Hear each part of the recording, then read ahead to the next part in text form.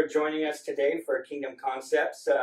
Been really excited and looking forward to this time that we're going to have together with you. If you remember last time we got together, we were talking about my early childhood and my teenage years and just the things that happened in my life, the things that helped direct me to Christ. But today, Iliana is going to be in the hot seat as we talk about her teenage years and things that led up to us even getting married. So it's going to be interesting to hear what all she has to say. But let's begin with the question. What kind of a family did you grow up in? Well, I didn't have the kind of family you did. You know, there's people that grow up in broken homes, people that grow up with the two-family, mom and dad unit. Everybody has a different story. You don't need one to have the other. You can grow up good and still have problems with drugs and drinking and all that kind of stuff. For me, I had a good father. I had a mom and dad that both were in the home. I had a great father. I honestly can say that. He was a really good man. He wasn't a great husband. To my mom, he was, but we'll share about that later. But he was a really good dad to me, and I always had a father figure in my home. I had, stability. I had everything that I needed. We didn't grow up rich. We didn't grow up poor. We grew up with two hardworking parents, and they loved us, and we knew that. But you always have that rebellious thing that tries to come on you. And for me, I was never really rebellious in drinking or doing drugs or anything like that. But when I turned about, I would say probably 14 or 15, my older brother, he started doing drugs and getting involved in just really, really bad stuff. And it really made me angry. And so, of course, you're young and you're dumb, and for me, I took it out on my parents. I took it out. I didn't understand why they were giving him all the attention. I didn't understand why everything was about him at the time. And, and instead of me helping them, I made it harder for them.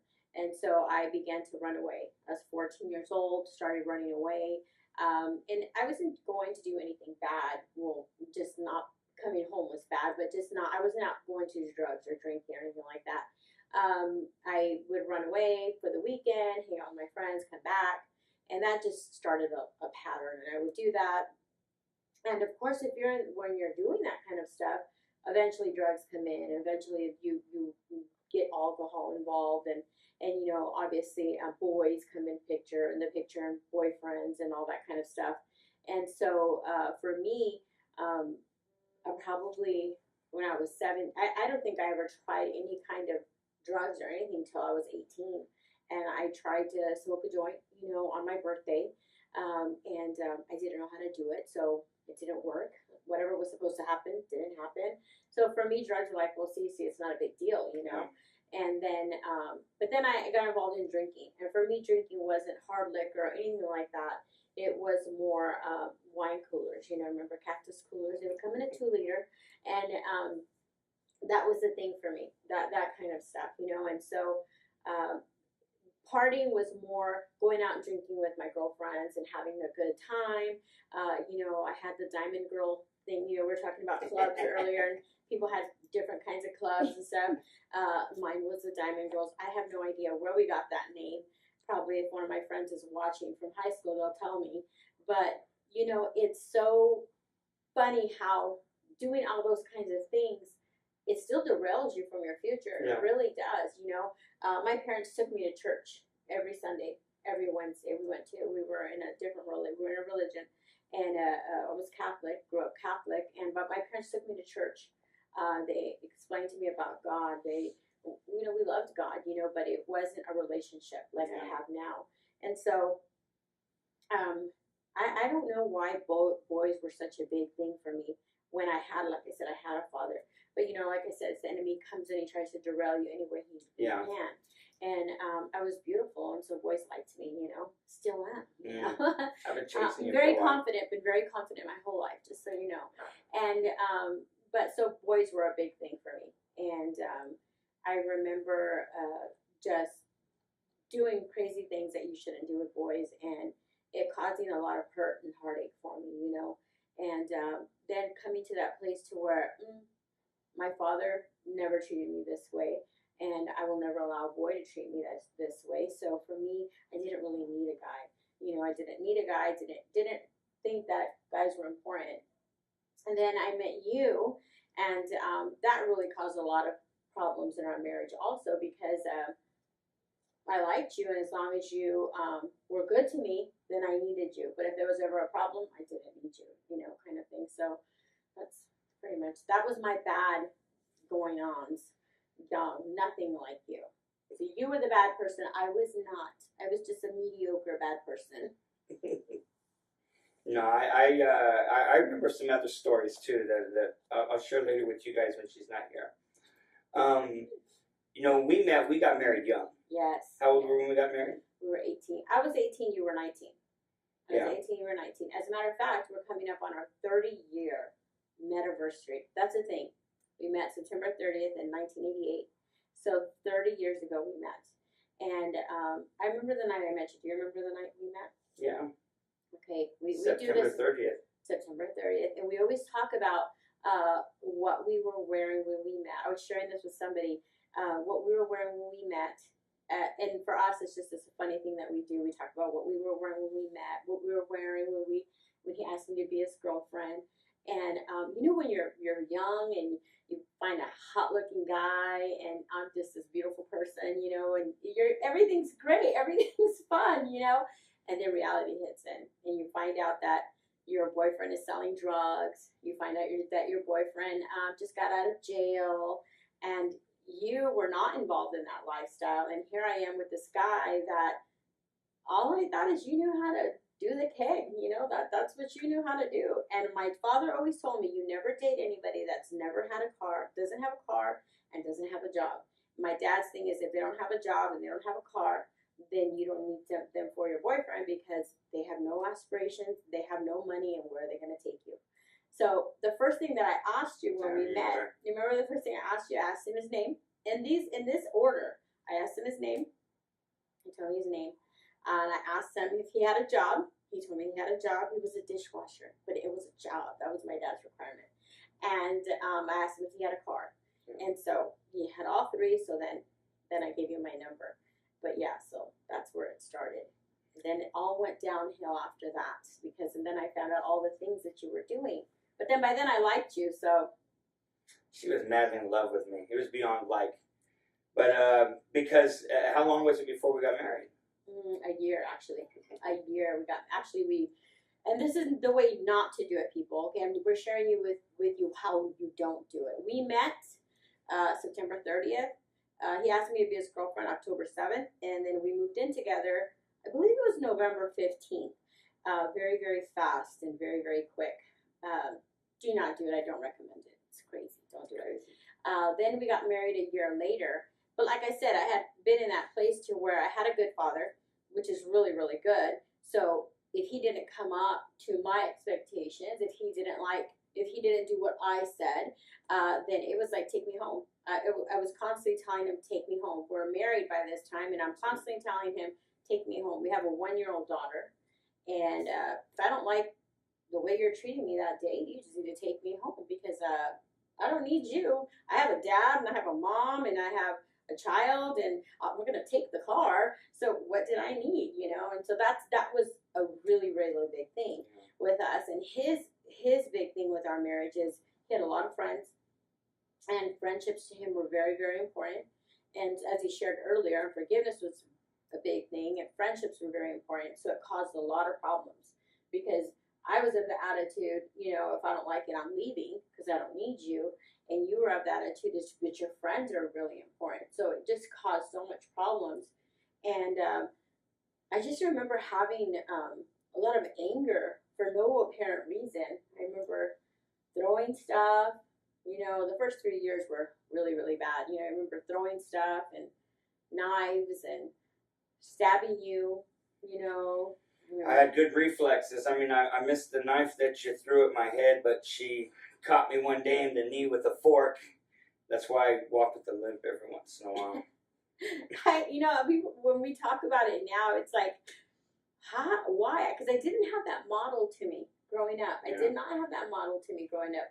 My parents never If they had an argument, it was in the room, and we didn't know about it. If they had something they didn't just want us to know about, it was in the room.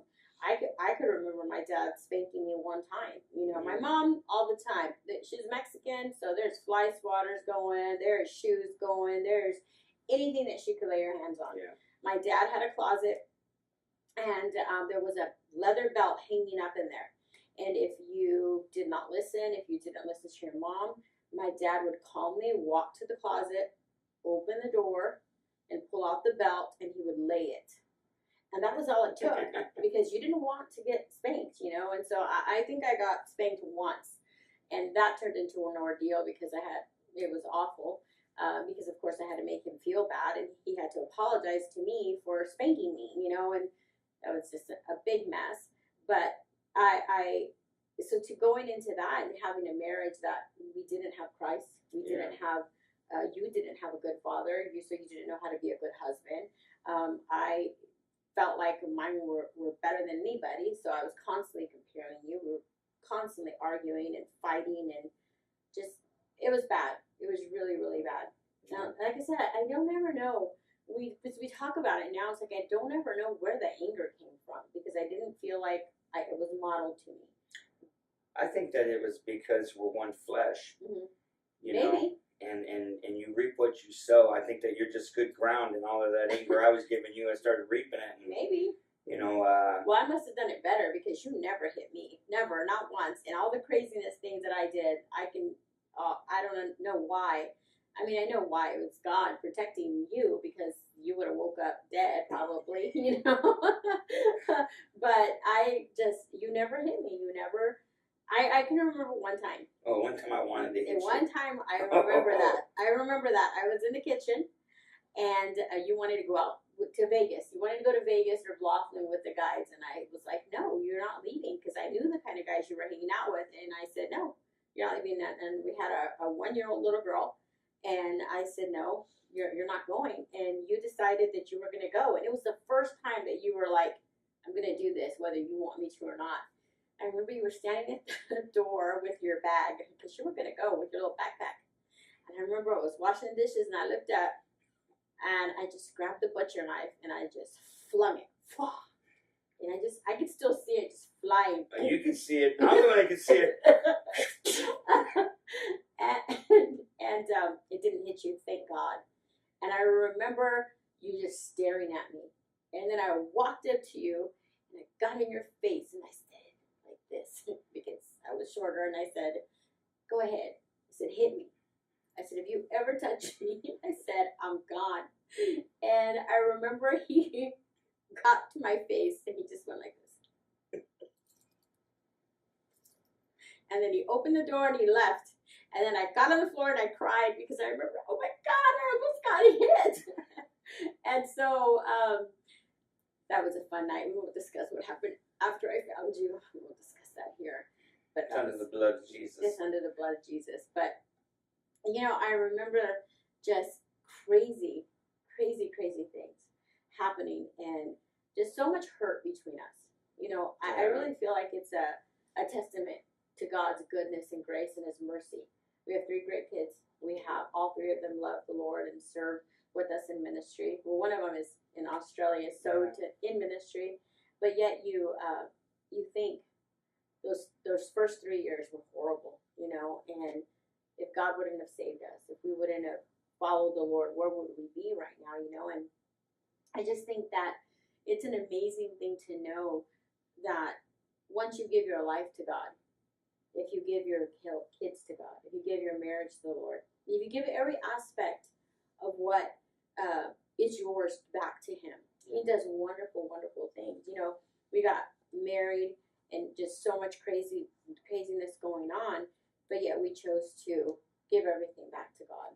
I mean, and you know what's awesome is that, because for us, I mean, we cared about each other. Yeah. Even when we were at our worst, we cared about each other. I mean, I wouldn't let nobody hurt you. You know, I mean, I'd die for you.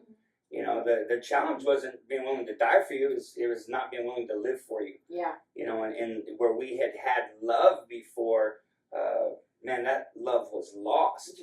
And, you know, you might be watching today, and maybe you're in a situation, you know, that's similar. Maybe you know, you weren't throwing knives and forks at each other, but you know, maybe a love that you used to have, you don't have it anymore for each other.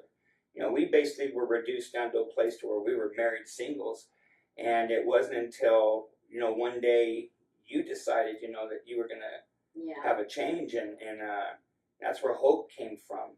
And you know, and every single one of us has a different story. Why we got saved, where God met us. You know, maybe for you, you know, you were 5 years old and you've always known, you know, knew the Lord at 5 and have always known Him. In your story, you can't relate to anything that Josh and I have gone through, and that's okay. That's the best. That's the stories my children have, and that's totally okay. But what the Lord did for us, He can do for anybody, because you can be a Christian your whole life and still have areas where the Lord needs to meet you at. And so next week I want us to discuss about how we got saved and how God turned two crazy people around, and now we're pastors. We love each other. We even like each other, which is great. And we're doing what God's called us to do. Amen. So please watch us next week. We'll be right here again. God bless you, and we'll see you next week. Peace.